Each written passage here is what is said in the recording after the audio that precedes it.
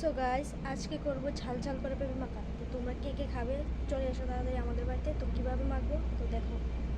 তো আমি এখানে একটা পাকা পেঁপে নিয়ে নিয়েছি। তো এটাকে এখন ভালো করে ছিলে নেব। তো তারপর এটাকে ছিলে ভালো করে পরিষ্কার করে নেব যাতে এর মধ্যে কোনো রকম ময়লা না থাকে। তো আমার পেঁপে ছিলা হয়ে গেছে। তো এখন এটাকে লম্বা লম্বা করে টুকরো করে নেব। তো তোমরা চাইলে এটাকে পাতলা পাতলা করে টুকরো করতে পারো। তো আমি এটাকে লম্বা লম্বা করে নিই। তো পেঁপেটাকে লম্বা লম্বা করে টুকরো করে নেওয়ার পর এটাকে আমি এখন ঝাল ঝাল করে মাখবো, কারণ আমি ঝাল খেতে পছন্দ করি। তো তারপর আমি এর মধ্যে দিয়ে দিয়েছি পাকা তেঁতুল আর দুটো শুকনো মরিচ আর লবণ। তো তারপর এগুলি দিয়ে ভালো করে পেঁপেটাকে মেখে নেব যাতে খেতে ভালো লাগে। তো আমি এটাকে ভালো করে মেখে নিচ্ছি। তো তারপর দেখো আমার মাখা হয়ে গেছে। তো আমি এখন এটাকে খেয়ে দেখি কেমন হয়েছে। তো ভর্তাটা খুবই দারুণ হয়েছে খেতে, আর ঝালও হয়েছিল খুব।